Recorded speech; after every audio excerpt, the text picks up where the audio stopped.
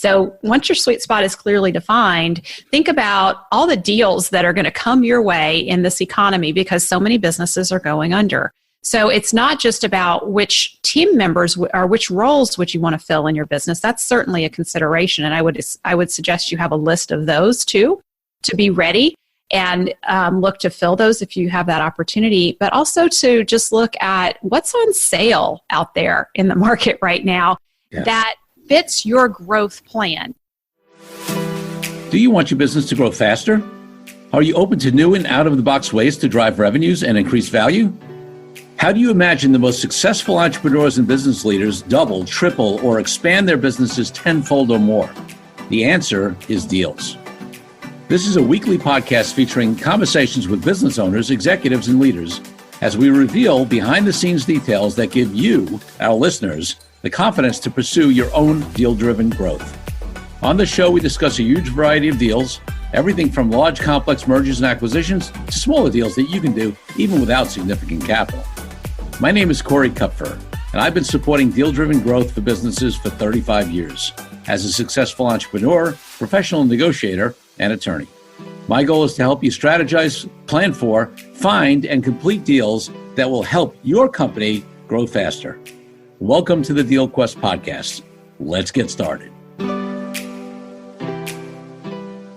Dr. Sabrina Starling, the business psychologist and author of How to Hire the Best series, is the founder of Tap the Potential. Tap the Potential specializes in transforming small businesses into highly profitable, great places to work, and then sending the owners on a 4-week vacation to celebrate that accomplishment. Never one to accept the status quo or back down from a challenge, Dr. Sabrina's How to Hire the Best series grew from her desire to solve the toughest hiring challenges interfering with her clients' growth and profitability. What sprang from her experience working with entrepreneurs in rural areas catapulted her into becoming the world's leading expert in attracting top talent in small business, no matter what hiring challenges those businesses were facing, and earned Tap the Potential's reputation as the go-to resource for entrepreneurs committed to creating great places to work with thriving coaching cultures and highly engaged team members working from her strengths. Her latest book, How to Hire the Best, The Contractor's Ultimate Guide to Attracting Top-Performing Employees, is an international bestseller on Amazon. And frankly, I found out that she has actually 2 other books coming out, which I'll let her talk about a little later in the show. Check out her full bio in the show notes. And I am so excited to welcome Dr. Sabrina Starling to the Deal Quest podcast. Thank you, Corey. I can't wait to what we're going to dig into today. Yeah, so, it's interesting. There's so much that, I'm so excited. There's so much that we can talk about and so much that impacts the ability of the companies to be successful in general and to do deals.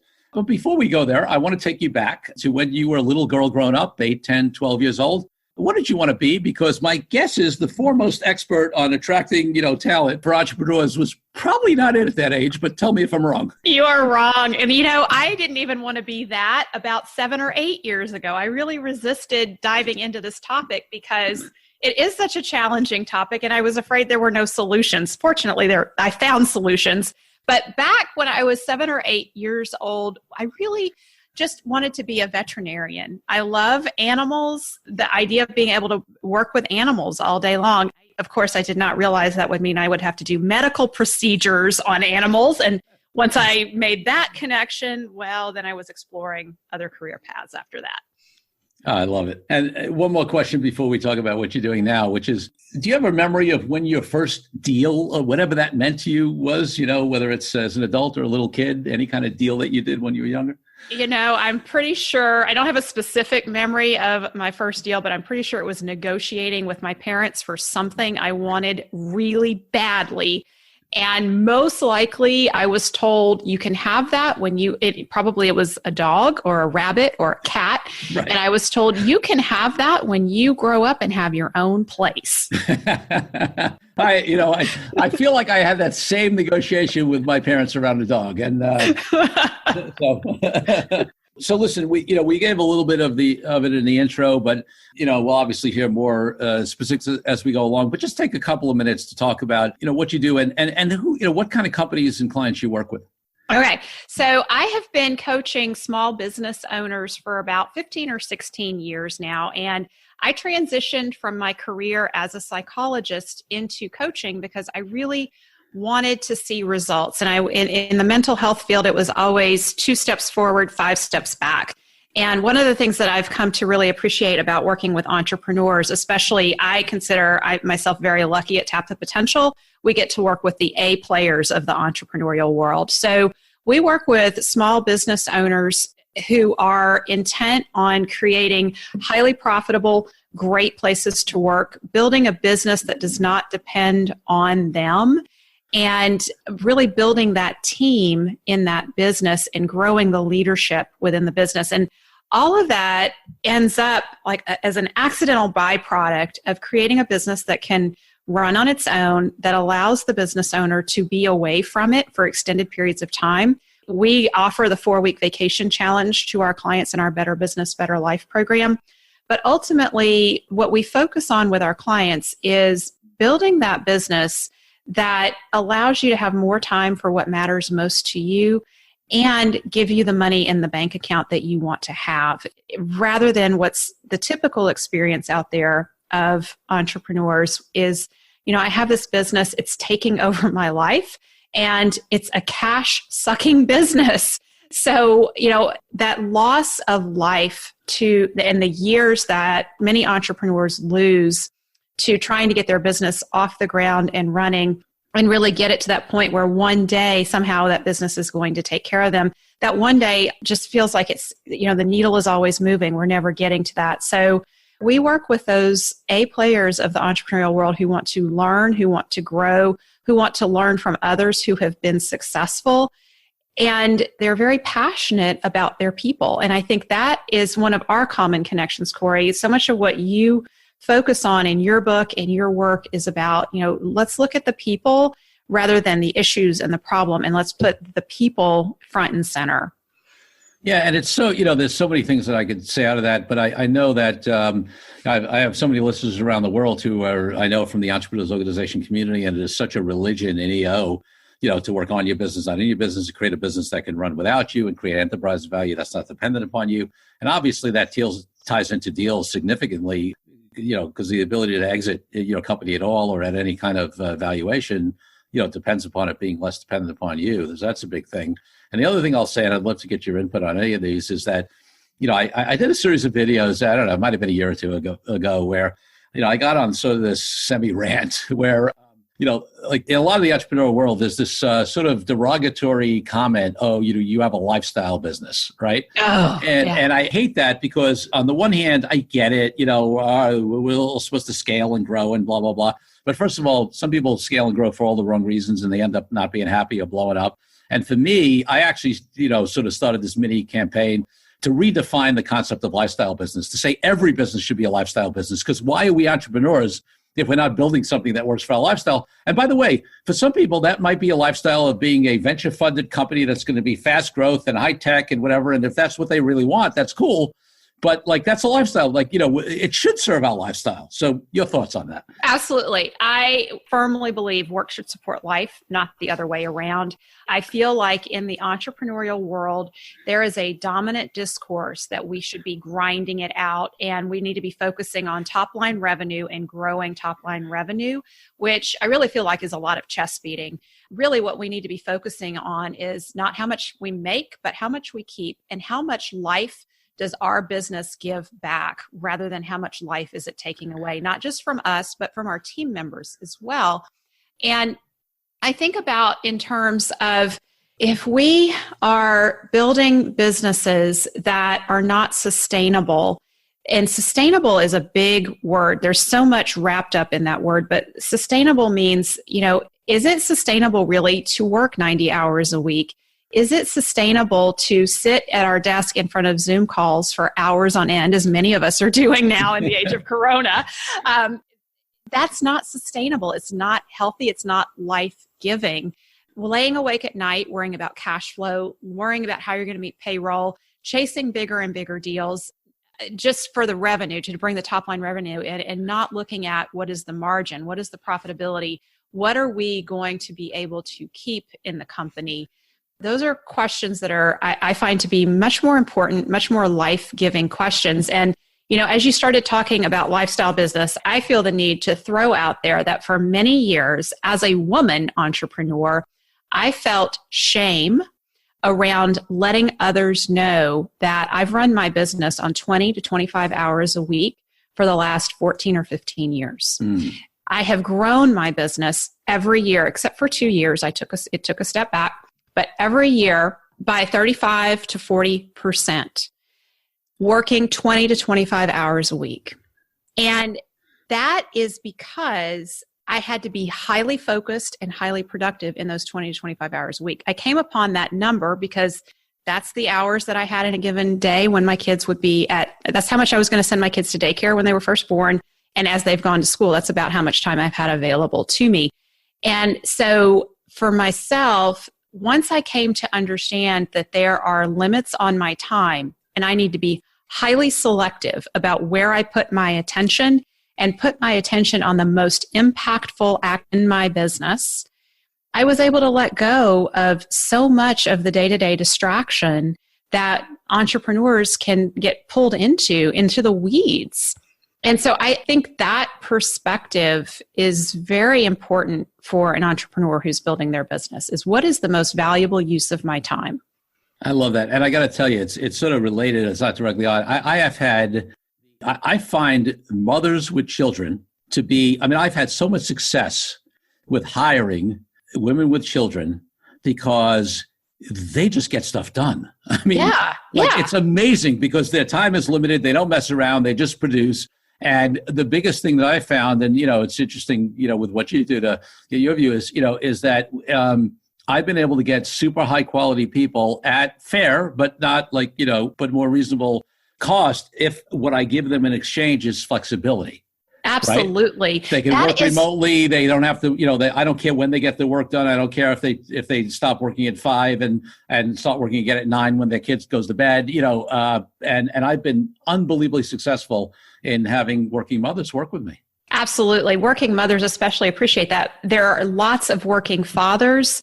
People in general appreciate that flexibility. That's one of those intangible perks that help you attract the best team members. And one of the things that gets lost in all of this is if we focus the work on the results that we're looking for from an individual rather than how many hours they're putting in for us, that immediately creates that opportunity for flexibility. I don't have any team members working full-time in the business. Everyone on the Tap the Potential team is part-time.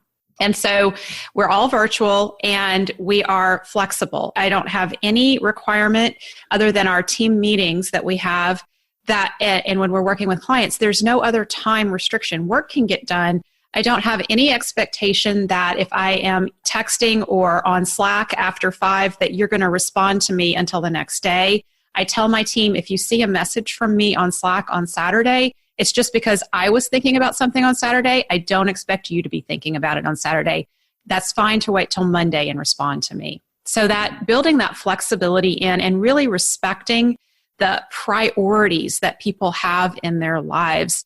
And as so many entrepreneurs are faced with running virtual businesses in the age of Corona and not sharing office space with team members, I've heard a lot of concern about, well, how do I know they're getting things done? And I think let's just shift that conversation to what are the results that you're looking for from them? Are those things happening? If so, call it good. You are so speaking my language because it's the way I've run my businesses. I hire great people. I trust them as professionals. I hold them accountable. I've got to tell you, I actually had to learn on the other side because I tend to be my nature is to delegate and trust. What I had to learn was the accountability for the results piece. But once I got that many years back, and understood that I need some accountability around results, the fact that I don't micromanage anybody, the fact that I am not over anybody's shoulder, the fact that I don't care when they get their work done, as long as the clients are happy and they produce results and they show up, for the scheduled meetings, which we don't have a lot of. I've been able to, I've had people who've been with me for, I keep people and they're great people and the clients are so well served. So, I've had, I know people who have issues, who sort of manage more by keeping tabs on people and on time.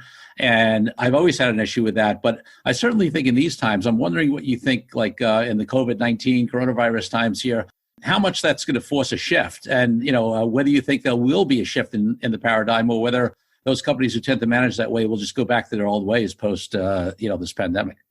Well, I think that companies that have tended to manage that way, many of them who are not being thoughtful, will just go back to old ways. However, those that are thoughtful, that are paying attention and are building these virtual teams are going to be looking around saying, it's a lot less expensive to run virtually. There's a lot less overhead. People like it. People like that flexibility. I think people are really as stressful as it is to be at home with your kids all day long, people are really coming to appreciate quality family time. I was just out driving yesterday and noticing all the people out at the park and all the recreation happening. I think that is going to become something that people won't give up easily. So there's going to be a pushback from team members to want that opportunity for more virtual work. Virtual work is built on a foundation of trust. And you mentioned trust, and I really want to tie back to that because trust is the foundation of all of this. When we are able to extend trust to team members, we will get better behavior back. And yes, we do have to hold people accountable. Some people will take advantage of that. But the majority, especially if you've done the right things and you've used good strategies to hire the best, when you extend trust, people will step up and work harder for us because they feel that we have faith in them. Trust greases the wheels of all relationships. And when trust is missing, when we act like we don't trust team members, when we act and we check their timesheets to make sure they were clocked in at 8 o'clock and clocked out at 5 o'clock, and can we tell that they were actually online and working at 8 o'clock, or were they, giving their kids a bowl of cereal and trying to help them with their schoolwork? That is a sense of a lack of trust. And when team members experience that we don't trust them, it creates this feeling of, I have to prove myself. I don't want to make any mistakes. They're going to come after me if I make mistakes. So it's that one pivot point in a relationship that can set off a snowball of bad behavior unintentionally. And on the opposite side of that, if we extend trust, it sets us up to have better and better interactions and to create a workplace where people feel safe and supported. When people feel safe and supported, they will produce their best work. I love that. It's interesting. Several episodes back, or by the time yours airs, it'll probably be maybe a couple of months back, I had Manuel Pissner on as a guest, and he has a distributed team of 160 people across, I forget what it is, 40-something countries, and built it, went from a model in Germany where he is having all the people in his office to having this distributed team. And one of the things that he said, which was really interesting to me, is that actually, the employees adapt to this distributed model a lot more easily. It's actually just the managers that sometimes have trouble with it, and that they're going to need to, sort of get over that to move with the model, because it's exactly what you were saying. If they have to be task-based and, management, it's a problem. So, that was really interesting comment from him. And then, I want to go back to something you said about profitability versus revenue. Yes. And one of the things that, I always had this concept, again, there's another entrepreneurial organization sort of religion thing, where it's pay yourself first. But about 5-6 years ago, when I relaunched my own firm after splitting a partnership, I read Mike Michalowicz's book, Profit First. And we're actually going to have Mike on as a guest. I'm so thrilled to be able to get him on. He'll be coming up in a few episodes. So I won't spend a lot of time on this, and we'll be focused actually on his new book. But the Profit First is a great resource, listeners, because it really has you break things down to accounts and be focused on what you do for operating versus other things, and making sure you're taking a profit, taking a compensation for yourself, plus taking a profit as an owner. So I just want to give a little plug for that, because I'm a huge fan. I've turned people on. It's consistent with what you were talking about, Sabrina. So I don't know. I don't think you would know this, Corey, but I am the very first Profit First professional when Mike wrote that book. That's amazing. Tap the Potential is a Profit First master level firm. I am a Pumpkin Plan Your Biz strategist. I was the very first one after Mike wrote the Pumpkin Plan. That's how I reached out to Mike, was reading the Pumpkin Plan and going, oh my gosh, this is so spot on. And when he came to me and he said, I want to start a movement, and he started talking about Profit First and the concepts in Profit First, I said, I'm your lady. I'm going to be right there with you. That is the best thing, because we just don't think about this in business. We think we've got to put the money all back into the business to keep the lights on, to keep everything going. And we're constantly plowing money back in, thinking someday we're going to have a return on this investment. If we don't set that business up from the get-go to be profitable, every check that comes into that business, profit and owner's pay and tax percentages need to be set aside so that those things are taken care of. And that means then we run the business on a smaller amount of operating funds, and we always know how much we have to run that business on. It helps us stop accumulating debt in the business. One of my favorite things about Profit First is how rapidly we're able to help entrepreneurs get out of debt. Debt is crushing, and it keeps us awake at night. It will cause us to behave in ways that are totally out of alignment. And so it creates this feeling of being out of integrity. And so Profit First, using that model, we've just seen such incredible results with our clients and the impact that it has on their lives. So it's foundational to the work that we do. And I want to also give a shout out to Mike's next book, Fix This Next. That's, I believe, what he's going to be talking about on the podcast with you. Yes. We're at Tap the Potential. We are founding fixers. He rolled out the Fix This Next model at my retreat that I co-host with Mike at my home, Breakthroughs on the Bayou. So he shared it with us 2 years ago, and our participants at our retreats always get privy to the pre-work that Mike and I do on our books. So he tested it on our group of entrepreneurs. He got a lot of feedback. He adjusted things. And so it's really exciting to see this book coming out now. And Fix This Next is, at its core, it's about what's the most important thing for me to work on my business right now that's going to have the greatest impact. It really speaks to me because we only have so much time in a given day or a given week to get anything done. We need to be working on the most essential element in our business at that moment that's going to have the greatest impact. So this is great. So listeners, I think, you all know, anybody who's listened to this podcast, that sometimes I have people on who I've known for a long, long, long time, maybe clients of mine or, people that, I've been close to in the EO community or in the national speakers community. And then I have this, great privilege of getting, especially now that the podcast has been on for a while, where we get a lot of incoming requests and then we get introductions like I did to Dr. Sabrina Starling here, but we don't know each other. And the cool thing is that just in the few minutes that we got to speak before the recording started, we had so many commonalities, and now I'm discovering, and she's discovering, and you're discovering all at the same time that we have so many more, right? I had no idea that she was a Mike Michalowicz partner and devotee, and all that kind of stuff. So it's all perfect, and I love that that's true, and that everything ties in wonderfully. Let's take a break from the show for a minute so I can invite you to join our DealQuest Dealmakers community and our upcoming Zoom event, Conversation, Connection, and Cocktails. We're doing this every Thursday at 6 p.m. Eastern Time, and you can sign up at CoreyKupfer.com/CCC event. That's CoreyKupfer.com/CCC event. You'll have a chance to engage with other business owners, leaders, and executives to hear more from them about their greatest challenges and most effective strategies for growth in these challenging times. Now back to the show. So I think a lot of this has become obvious and we've alluded to it, but let's really drive this home in terms of the work you do and how it impacts deals, because it impacts that ultimate exit and building enterprise value. And you can delve into that a little bit. But there are also other ways that obviously, one of the things we've talked about in the past on this podcast is, something we call acqui-hiring, which is, where you position it like you've acquired a company, but it's really you're just hiring a bunch of their people. And that's a model that certainly in down markets, which a lot of people think we're in or heading into, sometimes companies have trouble. They're not as profitable. And in down markets, they're looking to combine and get, and go back to what they're great at, not worried about the P&L. And so, you do a deal where you've merged them in, but really what you've done is you hire them. So, that's an example of where it's also so tied into making those right talent decisions. So you want to touch on some of the deal aspects of the crucial work that you do?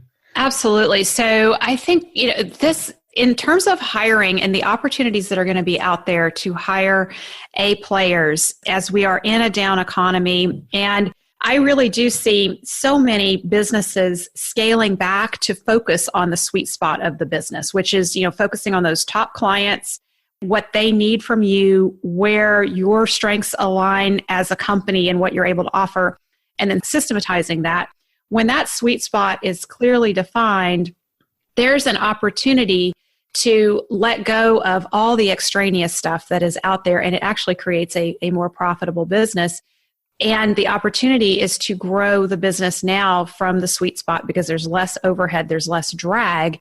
And so when we are looking at, it's about to be a market full of A players out there to hire because so many people have been laid off, and now is the time. And what can be challenging about that is, okay, so my business has shrunk. How do I afford to hire A players? And that's where it gets, let's think about what the needs are of those A players and how you might be able to meet those needs. So I would actually recommend that entrepreneurs have a shopping list handy. So once your sweet spot is clearly defined, think about all the deals that are going to come your way in this economy because so many businesses are going under. So it's not just about which team members or which roles would you want to fill in your business. That's certainly a consideration. And I would suggest you have a list of those too, to be ready and look to fill those if you have that opportunity, but also to just look at what's on sale out there in the market right now that fits your growth plan. So it's never wise to buy something on sale just for the sake of it being on sale. But look at what is your long-term vision for 2 years from now? Where do you want to be? And what are the people that you're going to need? What is the equipment that you need? And anything else? And if it's on sale, does it make sense to go ahead and make those deals and acquire those things? When it comes to A players on your team, now is a great time to start the hiring and recruiting process and take it all the way to the point of making the offer. And to say, at that point, we are looking to hire in the coming months as the business starts to grow again. And we're not in a position today to make an offer. And we want you to be ready and we want to be able to call you as soon as we're able to make that offer. So the hiring process itself, recruiting and hiring, can be quite time intensive. So I would recommend that if you're hiring for one role, that you look to get at least 4 qualified candidates lined up who you would consider making an offer to. And then when you have that opportunity, when the revenue starts to come in again, go ahead and call those folks and make that offer. Now, one of the things that I think we always have to keep in mind is that even though the marketplace is going to be flooded, saturated with A players out there looking for work, we still need to consider our employer branding and how do we position ourselves as an employer of choice where an A player would want to work for us. So we got to think about what matters to A players. A players are go-getters. They are problem solvers. They like challenges. They like achievement. They like to be recognized for their contribution. Flexibility, opportunities for career growth combined with flexibility. Those really seem to be, and the other thing that we hear from the ones that we talk to, and I get to talk to a lot of them on our clients' teams, is they really value working in a family environment where it feels like we're family, we're treated like family, and we are valued. That comes up over and over. And so anything that you can do to show that going on in your business. So whatever you're doing in your business right now to support your team through the challenges of coronavirus, getting that out there publicly, utilizing social media, sharing that, encouraging other team members to share that in their social media so that you really build up a presence and showing up in their world, in their social media will help with that. But also looking at, okay, if I'm going to make an offer, I want A players to know I'm going to offer opportunities for advancement. I think it's really important to specify exactly what those opportunities for advancement are. Because so many businesses out there will just give lip service to that. And A player candidates are wise to that. They know it's just really kind of blowing smoke.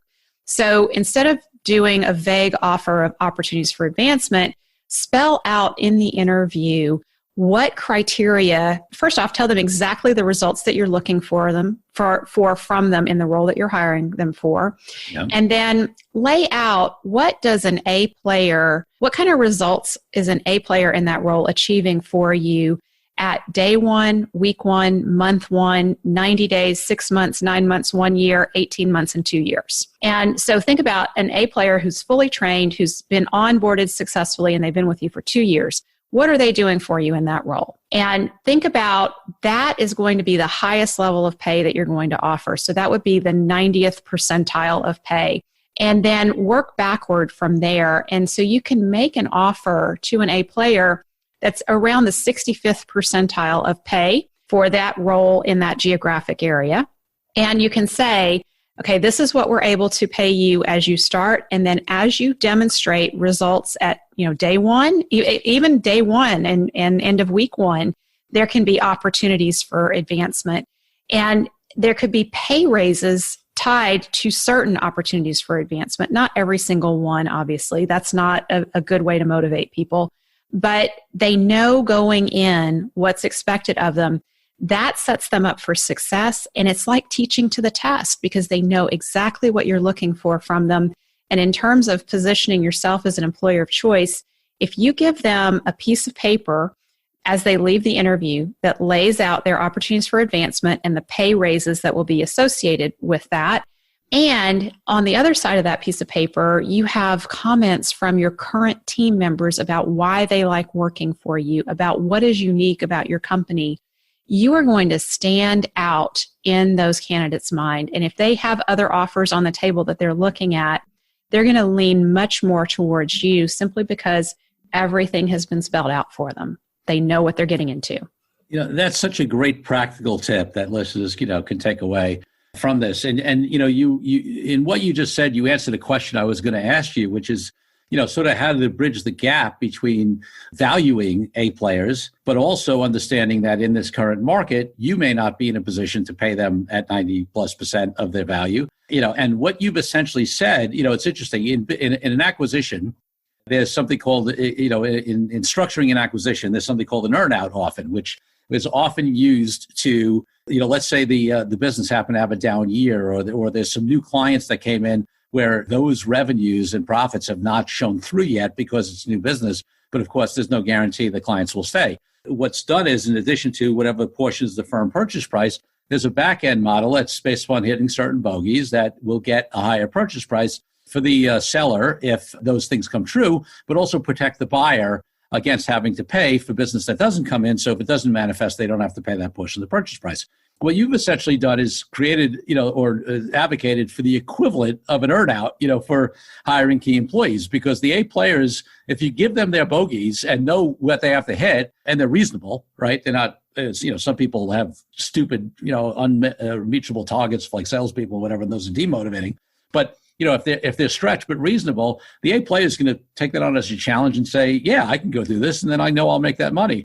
And at the same time, you protect yourself as an employer on the downside if they don't perform, because you're paying them at 65% instead of 90%. So I love this sort of earn-out equivalent in a higher situation. It's brilliant.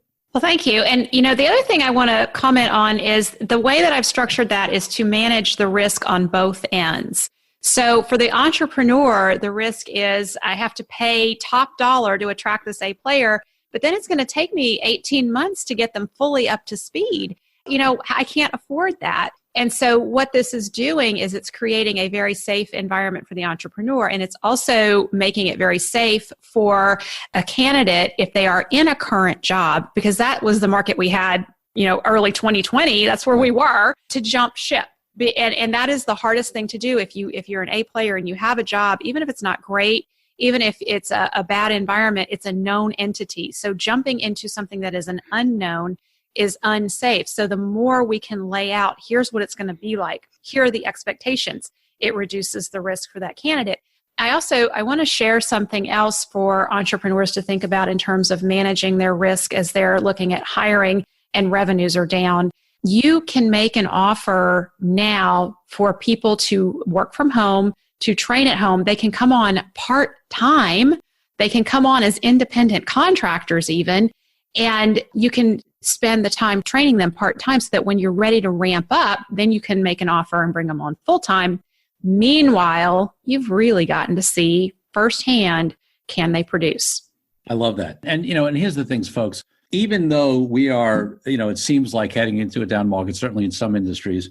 I mean, again, I feel blessed that we're still busy, but, there are a lot of segments of the economy that's already getting hit and they anticipate to get hit. It's never smart long term to take advantage of somebody's disadvantage in the short term. And yeah, might you be able to get an A player who becomes desperate on with you at 65% without these back end upsides if they perform, or without clear benchmarks like Dr. Sabrina is recommending? Maybe, because maybe somebody gets to the point where they have to take something. But are you going to maintain those people over time? Yeah, I've seen it over and over again. Where the minute the economy turns, those people are out of there, and it's too late to raise their pay then because you didn't take care of them, you didn't value them, like Dr. Sabrina said, early on, and and no matter what you try to make up for, they're out of there the minute the economy turns. So that's not a smart play either. No, and we always have to have our eye on how to move from a transactional relationship to a relationship that is a human relationship that builds loyalty and engagement. And Corey, we have a mutual friend and colleague, Dov Barron. I've had Dov on my podcast, and we've talked about loyalty in his books on loyalty. And one of the things that I think is critical to remember is that point you just made, that yes, we could take advantage of the situation. We could bring on A players and pay 45th percentile. Right. And, that would be great for our profit as a business. However, that person is going to recognize that you've taken advantage. And as soon as things turn around, as soon as another opportunity shows up in front of them, they're likely to jump ship. So anything that we can do that shows that we respect their situation, that we want to show up and be supportive of their goals and what's important to them, and look for how do we align our vision and our goals for the company with that team member's family goals, personal goals, and career goals. That's where we get those win-win-wins that build loyalty, and we'll have someone who will work late for you on a Friday evening in a pinch during a critical time because they know you haven't taken advantage of them. 100%. So before we do the last two pieces of the podcast here, as we come to the end, is there any other last thoughts or tips or, on that entrepreneurs can use in these times that may relate to their, ongoing success and maybe related to deals? What else do you want to tell the audience here? So I have been on a mission since coronavirus has impacted us as the business psychologist to really talk about the mental health of entrepreneurs in the context of work supports life.